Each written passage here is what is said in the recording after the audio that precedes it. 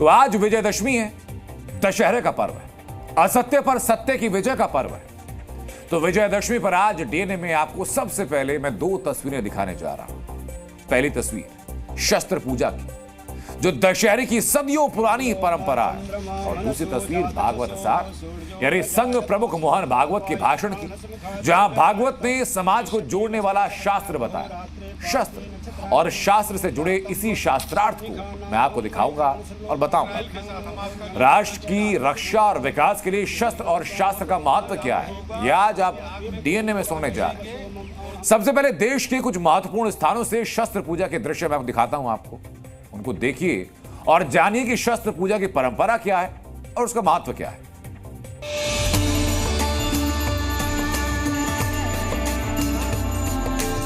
मोक्ष नगरी काशी को महादेव की नगरी भी कहा जाता है। काशी में ही विराजित है काशी विश्वनाथ, जो धरती को शक्ति और मोक्ष दोनों के दायक है। और इसी काशी विश्वनाथ धाम में विजयदशमी के पर्व पर हुई शस्त्र पूजा।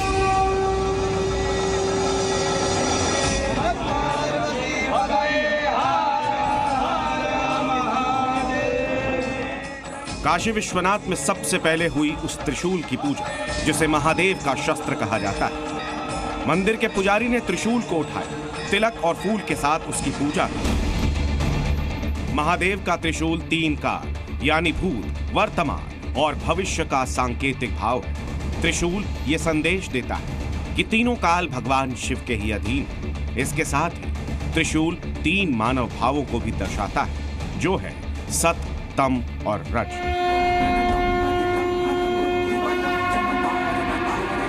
त्रिशूल के साथ साथ काशी विश्वनाथ धाम में धनुष की भी पूजा की गई। धनुष भी भगवान शिव का एक शस्त्र माना जाता है। कथाओं के अनुसार भगवान शिव के त्रिशूल का नाम पिनाक था। माना जाता है संपूर्ण धर्म, योग और विद्याओं का आरंभ कैलाशपति भगवान शिव से ही होती है। ये सभी गुण तभी प्राप्त होते हैं जब मानव इन विद्याओं में पारंगत होने के लिए प्रयत्न करे। यानी जिस तरह एक धनुष की प्रत्यंचा जितनी ज्यादा खींची जाती है, बाण उतना ही दूर जाता है। यही है पिनाक का संदेश, जितना ज्यादा तप उतनी ज्यादा उपलब्धि।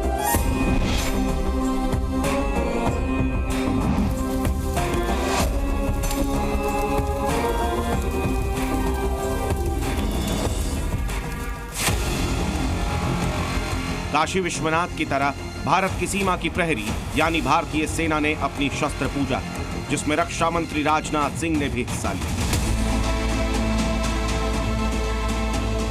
रक्षा मंत्री दार्जिलिंग में हुई शस्त्र पूजा में शामिल हुए, जहां उन्होंने भारतीय सेना के जटायु यानी ड्रोन को तिलक लगाया और कामना की कि ये जटायु अब भारत की सुरक्षा करे। पिछले कुछ सालों के अंदर भारतीय सेना ने अपने ड्रोन बेड़े को तेजी से बढ़ाया है। पहले जटायु यानी ड्रोन का प्रयोग सिर्फ निगरानी के लिए किया जाता था, लेकिन अब ऐसे बारूदी जटायु भी जो जरूरत पड़ने पर गोली चला सकते हैं और गोला भी दाग सकते हैं। यूक्रेन युद्ध ने पूरी दुनिया को दिखा दिया कि युद्ध का अगला दौर आसमानी योद्धाओं के जरिए लड़ा जाएगा। इसी वजह से भारतीय सेना के लिए भी पूरी जटायु पलटन तैयार की जा रही है, जिसमें स्मार्ट ड्रोन्स भी शामिल हैं, यानी ऐसे जटायु जो पहले निगरानी करते हैं और फिर दुश्मन से जुड़ी सूचना को कसौटी पर कसते हैं, और जब आदेश मिलता है तो फौरन हमले के लिए निकल जाते हैं। किसी भी वस्तु की पूजा करने का यह स्पष्ट संकेत होता है कि जरूरत पड़ने पर उसका पूरी ताकत के साथ प्रयोग किया जाएगा। यह आयोजन आप लोगों की सतर्कता और नेशनल सिक्योरिटी के प्रति जवाबदेही को यह सूचित करता है। दार्जिलिंग में रक्षा मंत्री ने 2 और ऐसे शस्त्रों की पूजा की जो मेक इन इंडिया के तहत बनाए गए। पहली थी भारत में बनी AK-203 ऑटोमेटिक असॉल्ट राइफल और दूसरा था Carl Gustaf M4 anti tank weapon. AK-203 को पारंपरिक AK-47 से 5 गुना ज्यादा घातक बताया जाता है। खासकर रेंज और एक्यूरेसी में AK-203 घातक है, तो वहीं कार्ल गुस्ताफ M4 न सिर्फ टैंक बल्कि मजबूत बख्तरबंद वाहनों को भी निशाना बना सकता है। ब्यूरो रिपोर्ट, जी मीडिया। वहीं आज नागपुर में संघ मुख्यालय के अंदर भी शस्त्र पूजा का आयोजन किया गया, जहां संघ प्रमुख मोहन भागवत ने शस्त्र पूजा की और इस पूजा में तलवार थी, बर्छी और ढाल को तिलक लगाया गया और उन पर पुष्प भी चढ़ाए गए। वत्सले मातृभूमे समुत्कर्षणि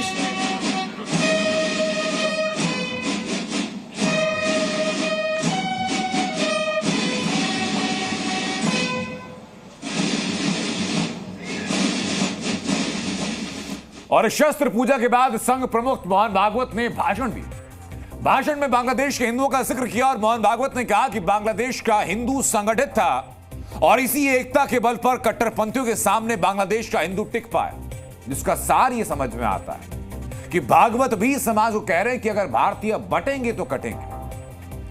अपने भाषण में संघ प्रमुख ने दूसरी बात यह कही कि देश को नुकसान पहुंचाने वाले नैरेटिव समाज में बढ़ रहे हैं, उन्हें रोकना जरूरी है। भागवत की बात संदेश देती है कि देश विरोधी ताकतों को रोकना अब सिर्फ सरकार की नहीं बल्कि समाज की भी जिम्मेदारी है। मोहन भागवत ने कहा कि भारत के सीमावर्ती इलाकों से घुसपैठ खतरनाक है, जिसका भागवत सार यह कि घुसपैठ की वजह से देश में डेमोग्राफी बदल रही। मोहन भागवत ने आज एक और महत्वपूर्ण बात कही। वो बात जुड़ी है हिंदू त्योहारों पर पत्थर वाले हमलों पर कि आखिर पत्थरबाजी पर भागवत बोलने को मजबूर क्यों हुए और भागवत सार में पत्थरबाजी का इलाज किया है। इस रिपोर्ट में दिखाता हूं आपको।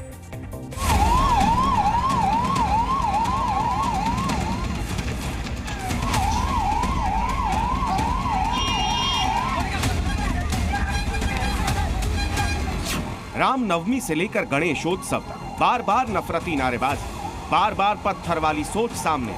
हिंदू त्योहारों पर पथराव की घटनाएं पिछले कुछ सालों से लगातार सामने आ रही हैं। पहले हनुमान जयंती पर पत्थरबाजी की घटनाएं देखी गई, अब हर उस त्योहार पर पथराव दिख जाता है जिसमें शोभा यात्रा का आयोजन होता है। पत्थरबाजी के इसी जहर पर संघ प्रमुख मोहन भागवत आज सख्त हुए। अभी गणेश उत्सव के पथराव विसर्जन के जुलूसों पर हुआ, क्यों हुआ? कोई कारण नहीं था।